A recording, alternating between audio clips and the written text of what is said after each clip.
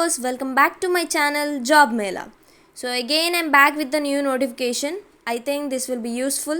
So మీరు గాని మన ఛానల్ ఇంకా సబ్స్క్రైబ్ చేసుకోకపోతే please do subscribe. So let us move on.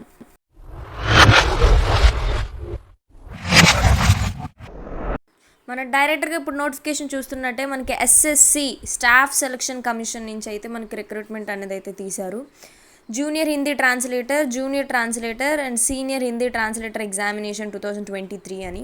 So date of submission of online application అయితే 22 ఆగస్ట్ టు 12 సెప్టెంబర్ వరకు అయితే ఉంది టైము. లాస్ట్ డేట్ అయితే 12 September.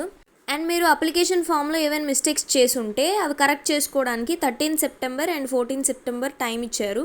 And schedule of computer based examination అయితే మనకి పేపర్ 1 అయితే అక్టోబర్లో డేట్ ఇవ్వడం జరుగుతుంది. అక్టోబర్ కూడా ఇది టెంటేటివ్ అనమాట, ఆ మంత్ అనేది టెంటేటివ్, ఇంకా కన్ఫామ్గా అయితే చెప్పలేదు. And here government strives to have a work force which reflects gender balance and women candidates are also encouraged to apply అని చెప్పారు. సో ఇక్కడ ఎవరైనా అప్లై చేసుకోవచ్చు, ఇక్కడ జెండర్ ఈక్వాలిటీ అనమాట. సో అమ్మాయిలైనా చేసుకోవచ్చు, అబ్బాయిలైనా ఈ పోస్ట్కి అనేది మీరు అప్లై చేసుకోవచ్చు. అండ్ హియర్ వేకెన్సీస్ మీరు చూస్తున్నట్టుగా అయితే ఇవన్నీ టెంటేటివ్, ఆల్రెడీ వాళ్ళు మెన్షన్ చేసి చెప్తున్నారు టెంటేటివ్ వేకెన్సీస్ అని. ఒక్కొక్క పోస్ట్కి కేటగిరీ వైజ్ ఇక్కడ మెన్షన్ చేశారు, కానీ టెంటేటివ్ అనమాట. ఇది చెప్పలేము ఆ టైంకి ఎంతమంది అప్లై చేస్తారని చెప్పలేము కదా, సో దాన్ని బట్టి. అండ్ హియర్ ఇదంతా డిజబిలిటీ పర్సన్స్ కోసం ఇచ్చారనమాట. అండ్ నేషనాలిటీ సిటిజన్షిప్ అయితే citizen of India, a subject of Nepal, a subject of Bhutan అని ఇచ్చారు. We are all Indians, we can apply. And age limit చూస్తున్నట్టుగైతే మనకి 1 ఆగస్ట్కి 18 to 30 ఇయర్స్ ఉండాలన్నమాట. And candidates born not before August 2, 1993 and not later than August 1, 2005 అనమాట. ఈ మధ్యలో ఎవరు పుట్టినా వాళ్ళ ఏజ్ లిమిట్ సరిపోతుంది, so they can apply. And ఇక్కడ మనం క్వాలిఫికేషన్ చూసుకుంటే యాజ్ ఆన్ 12 సెప్టెంబర్కి మన క్వాలిఫికేషన్ ఏముండాలంటే masters degree of recognised university in Hindi with English as a compulsory or elective subject or as the medium of examination at the degree level. మనకి ఇక్కడ English, Hindi అనేది చాలా ఇంపార్టెంట్ అనమాట. ఈ 2 సబ్జెక్ట్స్ మీకు ఉండాలన్నమాట. Either it is compulsory or elective సబ్జెక్ట్కైనా ఏదో ఒకటి ఉండాలి, వైస్ వర్సా అయినా ఉండాలి. సో మాస్టర్స్ డిగ్రీ చేసి ఉండాలి మీరు with the subjects of Hindi and English. And or recognised diploma or certificate course in translation from Hindi to English and vice versa of 2 years ఎక్స్పీరియన్స్తో ఉండాలి మీరు. సో అది.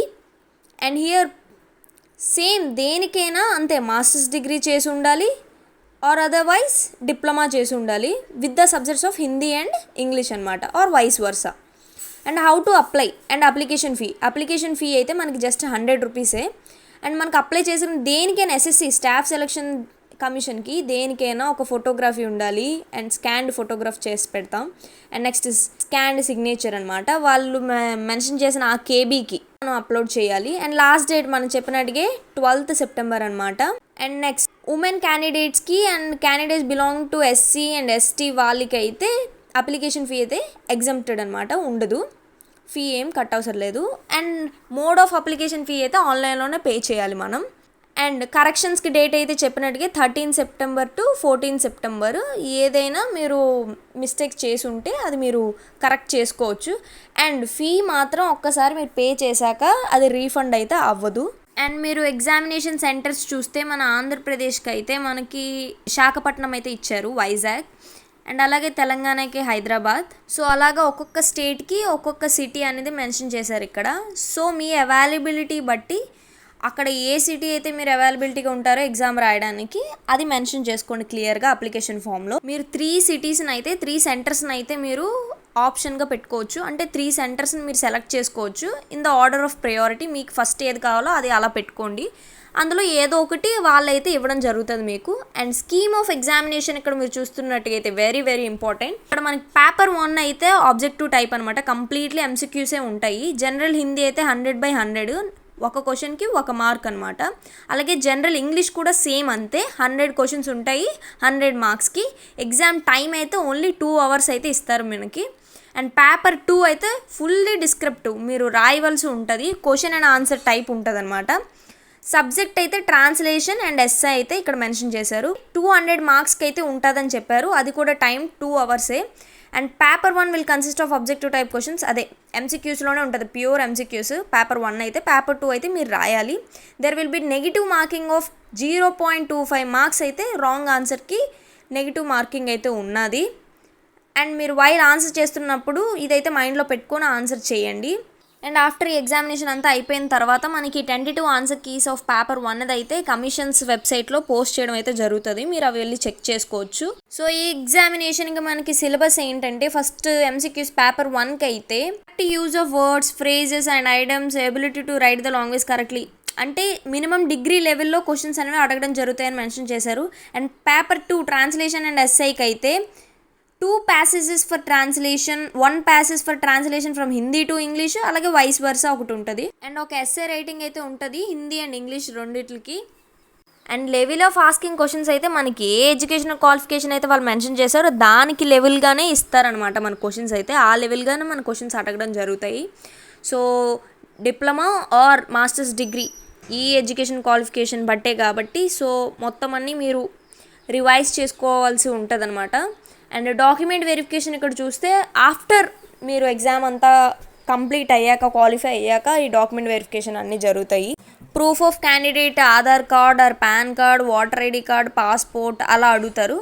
అండ్ డాక్యుమెంట్స్ అయితే మనకి ఏంటేంటి, matriculation or secondary certificate, 10th certificate, అలాగే educational qualification certificate ఇక్కడ ఏమైతే అడిగారో అది. And caste or category certificate, మీరు ఓబీసీ అయితే ఓబీసీ సర్టిఫికేట్ అలా ఉండాలి.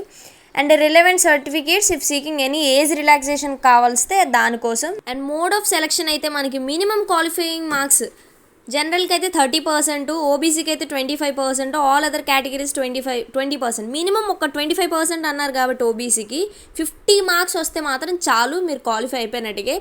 పేపర్ 2 అంటే సెకండ్ ఫేజ్ ఆఫ్ ఎగ్జామినేషన్కి మీరు క్వాలిఫై అయినట్టుగా. ఒకవేళ మీరు క్వాలిఫై అయిపోతే మనకి షార్ట్ లిస్ట్ అనేది మీ పేరు అనేది వస్తుంది. మీకైతే పర్సనల్గా కూడా మెసేజ్ పెడతారు రిజిస్టర్డ్ నెంబర్కి. అప్పుడు మీరు సెకండ్ ఫేజ్కి కూడా అటెంప్ట్ చేయొచ్చు. సెకండ్ ఫేజ్లో కూడా మీరు క్వాలిఫై అయిపోతే డైరెక్ట్గా డాక్యుమెంట్ వెరిఫికేషన్, సో ఇలా జనరల్ ఇన్స్ట్రక్షన్స్ అనేది ఇవ్వడం జరిగింది. అండ్ మీరు కానీ ఈ పోస్ట్కి ఎలిజిబుల్ అయితే మాత్రం కన్ఫామ్గా అప్లై చేయడానికి ట్రై చేయండి. అండ్ ఈ నోటిఫికేషన్ పీడిఎఫ్ అయితే నేను కమెంట్ సెక్షన్లో షేర్ చేస్తాను మీ అందరికీ. Go through this and do well in the examination. So thank you so much for watching this video and stay tuned for the new updates and information.